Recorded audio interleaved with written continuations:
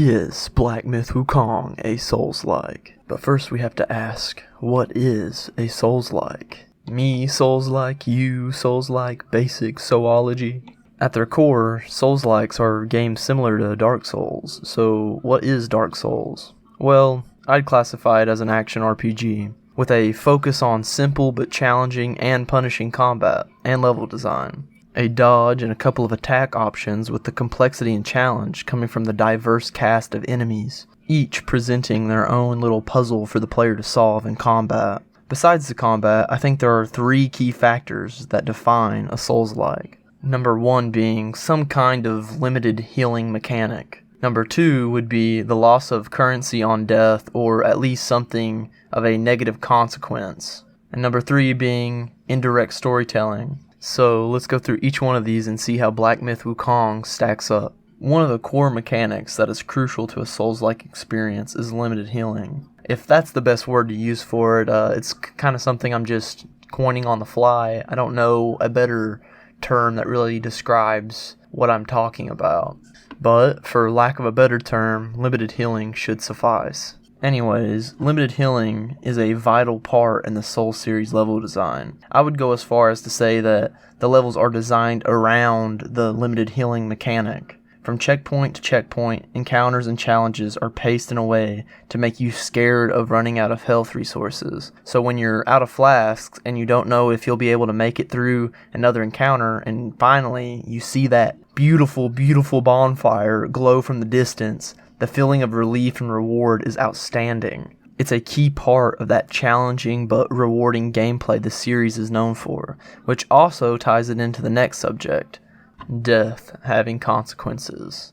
More specifically, dropping currency as a punishment for death, and then needing to retrieve it. So, what happens when you don't make it to your next bonfire and you die? You lose your souls, and you have to make it to where you previously died to reclaim it, and if you can't, those resources are gone for good. The game basically says, you made it there before, now do it again, and make it farther this time, or tough shit. It's an important staple of the challenging and rewarding gameplay formula that we love so much as Souls fans. In most games, there is never punishment or disincentive for making mistakes. Normally, a game will just set you back a few moments from where you died and call it a day. The Souls series implements consequences to death like dropping currency, losing permanent health, long runbacks, etc., for the purpose of creating tangible stakes to the gameplay. The Souls series wants you to meaningfully engage in its gameplay. One way it does this is by having these stakes and consequences. Because of the repercussions of making mistakes, the player is encouraged to think through encounters and strategize, to play carefully and with intention, which gives Souls-likes this laser-focused tension. Finally, we'll talk about the indirect storytelling. Now, what do I mean by this? Basically, in the Souls series, you are blatantly given the key points of info that are needed to know what you're doing and to have a direction, usually through an opening cutscene and maybe some sparse NPC dialogue. So even though you're given an idea of what's going on in the world and what your role in it is, the game hides the broader scope of the lore and the story behind flavor text and the items that you pick up and the conversations with NPCs. This is purposefully done to intrigue the player with breadcrumbs of information so that they're encouraged to seek out secrets and story revelations themselves, which gives the Souls games their iconic feeling of mystery and exploration. With these key traits that define a Souls-like out of the way, let's see if they apply to Black Myth Wukong. In Black Myth Wukong, the Destined One replenishes HP with a gourd, with a limited number of charges that you can slowly upgrade throughout the game. So we can check this one off the list, but I'd like to add that Black Myth Wukong adds so much to the Souls healing systems. What Black Myth Wukong does with its healing is the innovation we've needed in the series since DS2. In a Souls game, you can only upgrade the number of uses you have until you have to rest again, as well as upgrading the potency per use. But in Black Myth Wukong, you can find various versions of your flasks that have pros and cons and how they affect your character, as well as having soaks, which are kind of like a perk system that lets you equip different added effects to your pre-existing gourd. So basically, you can have a gourd that heals you for a lot of HP, or a gourd that recovers less HP but also replenishes mana, or maybe you could have a gourd that restores your HP, but also gives you movement speed, etc. The depth in Black Myth Wukong is amazing. Elden Ring tried something similar with having a separate flask from your normal healing potion that you could customize for differing buffs, but Black Myth Wukong's version of this is just peak. Black Myth Wukong takes that wondrous physic concept and simplifies it while also adding depth. In Elden Ring, you have to have 2 different binds for your normal healing and your wondrous physic. Black Myth Wukong integrates the 2 together, as well as adding more variation in what your Estus Gourd Vial can do. Now, this is the biggest point of contention on whether Black Myth Wukong can be considered a Souls-like. Black Myth Wukong lacks this element completely, honestly. There is no currency retrieving mechanic, period, in Black Myth Wukong. There's no consequence to death whatsoever, in fact. Which begs the question if this is even a necessity for a Souls-like experience. With this mechanic, you do miss out on that added stress and tension when exploring levels, which I would argue is very important to a Souls-like experience.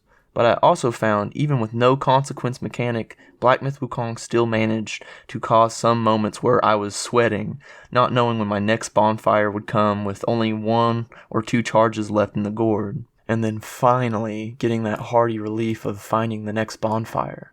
So, in conclusion, even though I think the consequences of death in Souls games are important to their identity, I still feel like Black Myth Wukong kinda passes. If it can still cause that tension and relief in the level design, which is what the consequence mechanic is made for, if Black Myth Wukong can achieve the effect without the cause, does it really even matter? But I'm open to change my mind on this one.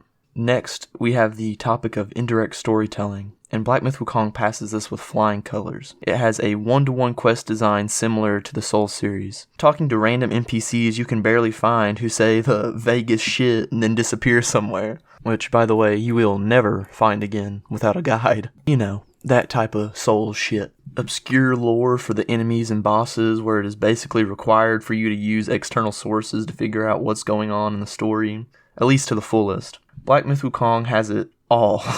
It passes. With that out of the way, let's discuss the most crucial criteria for a Souls-like.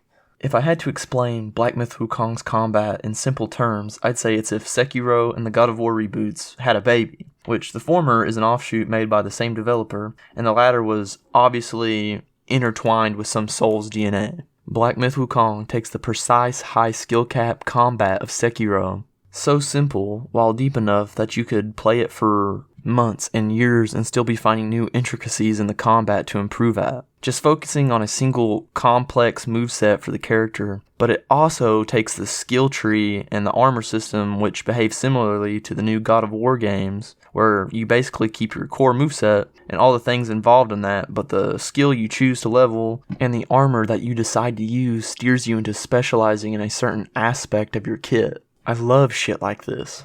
I guess I just have a brain that ticks in that way. There were multiple times throughout my playthrough of Black Myth Wukong where I just stared on the inventory screen for hours, planning and strategizing the build I wanted, and analyzing which spirits, transformations, armor, skills would achieve that to the greatest result. Having in-depth decisions with my build where I'd be like, well, the spirit's equipped effect goes really well with my build, but I don't know, I don't think its active effect is very good. Is it just best for me to go for the better active effect of another spirit that doesn't jive with my build? Needless to say, the depth of this game is insane. It is so much appreciated, man. So, is Black Myth Wukong a Souls-like? Well, I would say it is based on this whole video. But truly, I think at the end of the day, it's up to the Souls community to decide. And my video is just one opinion on the discourse. But I'll leave with this. If you're a fan of the Souls genre, if you like Sekiro or Bloodborne, etc., I believe you would wholeheartedly love this game. And most of the people who've played Black Myth Wukong would agree. And if we're even recommending it on that basis, I think it makes it pretty clear. Black Myth Wukong definitely is trying its hand in the market. But I also don't want to diminish it as its own game. It's not just a lazy replicator. It innovates the genre in ways I've never thought possible. And if I was From Software, I'd be watching out. So, we've made it to the end, boys. Thank you for listening to me ramble about stupid shit. Take it easy.